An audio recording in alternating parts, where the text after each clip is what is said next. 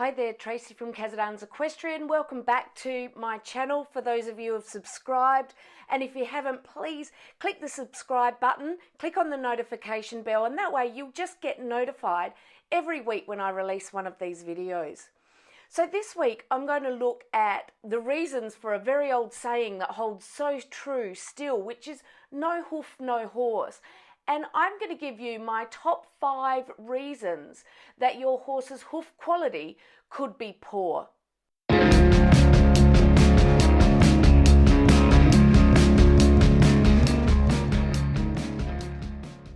As I said, it is a very old saying, but we really need to put some thought into why that saying has stayed true for so very many years.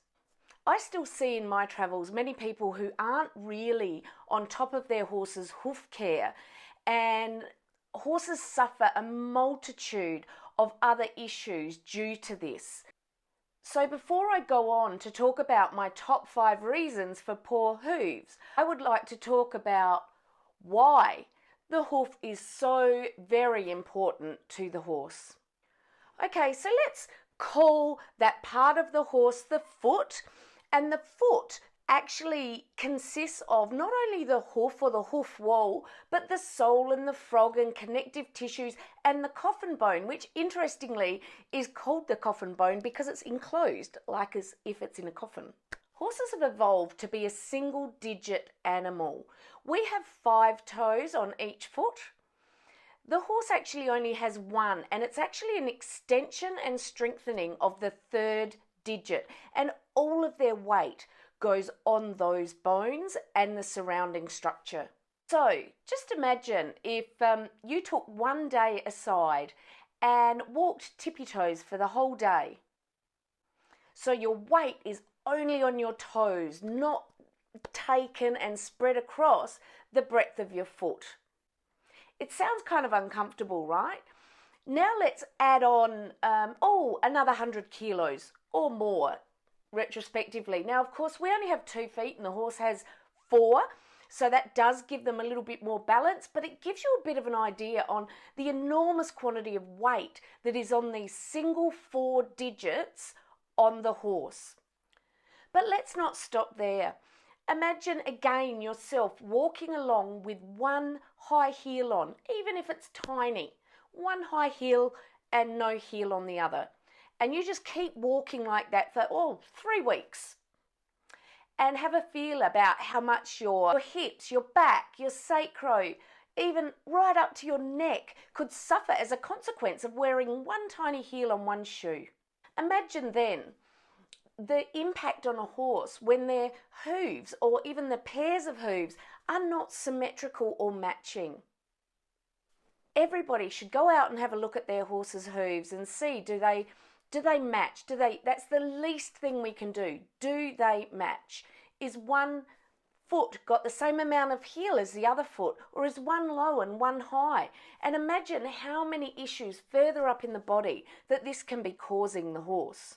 The other very, very important thing about the horse's feet, if that isn't enough, is that the hoof mechanism is actually designed so that when the horse's hoof hits the ground, the horse's walls expand and move. The frog and the sole of the foot actually do a downwards motion. It is that downwards motion, and then as they lift the foot, it all comes back into shape again, that actually acts as a pump and an extra pump to help the heart and the circulatory system. So it's very important that the hoof can perform this expansion and downward movement, and as they lift goes up again, because without this movement we get less circulation to the bottom of your horse's legs. Now that's a fairly critical thing. So most people are sensible enough to use a farrier or a hoof trimmer. The idea of good trimming is to optimize the interaction between the ground and the hoof to benefit the horse the most. So you can see it is so very important to the horse, not only for biomechanical reasons, but also for their circulation and the health of the legs and also the hoof structures themselves. There is so many things I could talk about the hoof. It really is quite a complex area of study. But luckily, we tend to have farriers and trimmers that have done most of this study for us and can help guide us in the path. Before I move on to the top 5, I really want to help you understand that analogy I said about using one heel or nod or a stone in one shoe or one tippy toes. The incredible importance of having these hooves balanced on the biomechanics of even the upper part of the horse.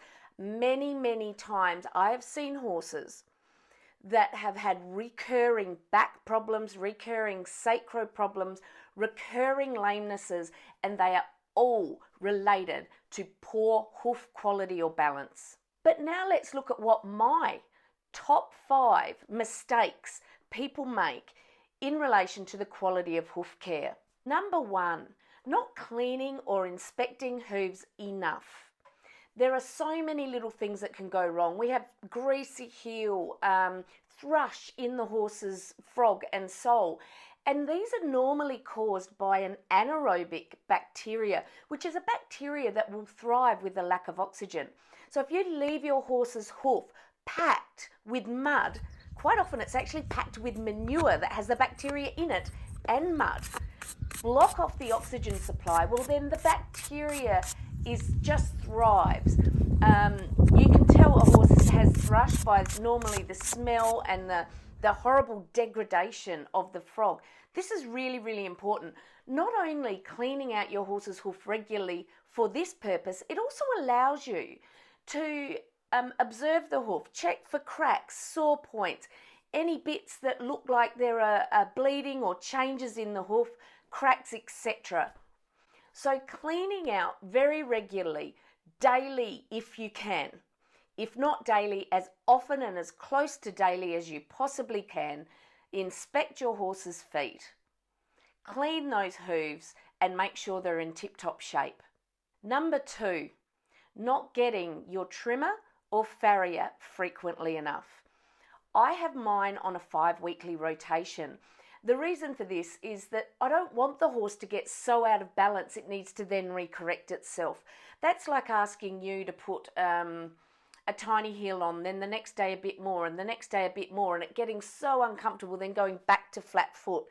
We really want to keep on top of the symmetry as much as possible. Some horses could probably even do with a 4-week cycle. Some can manage with a 6-week cycle. But in my opinion, if you're going over that amount of time without a hoof care professional or even yourself doing maintenance, that's too long for the horse to go without recorrecting the hoof growth. Number 3 is not a balanced diet.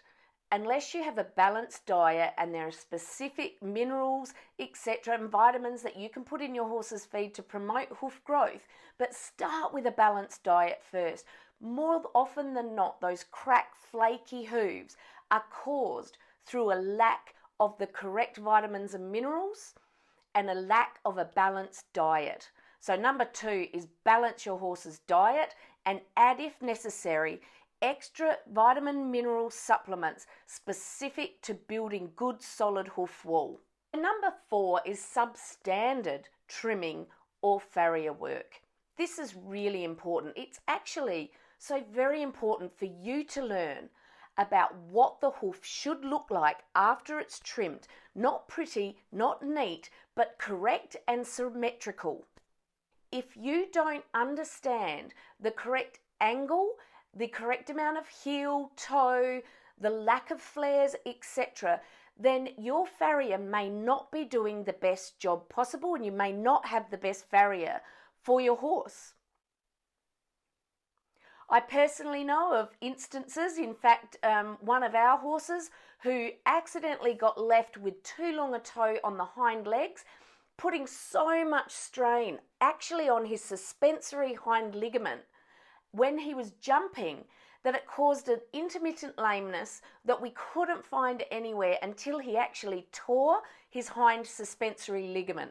That horse is now retired from riding, and that is due 100% to the quality of hoof care and the quality of farrier work that was done on that hoof.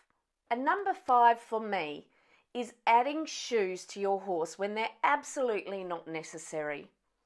Many people have their horses shod when they're only ever ridden in sand arenas or soft ground or grass, where they don't actually really need the shoes. As you can imagine, a shoe will inhibit the expansion and contraction and the circulation to the bottom of the leg. There are times when shoes can be warranted. But if all I do today is get you to question, do you really need shoes on your horse's hoof, I really feel like I've achieved something.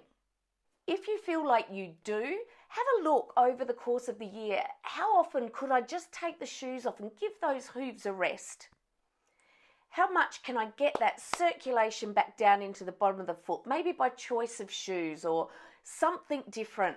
But please, I actually beg all of you to have a really good think about the shoes on your horses, and are your shoes on each horse particularly necessary, or would they be able to do without them? Because there's no doubt it does create a healthier hoof for your horse.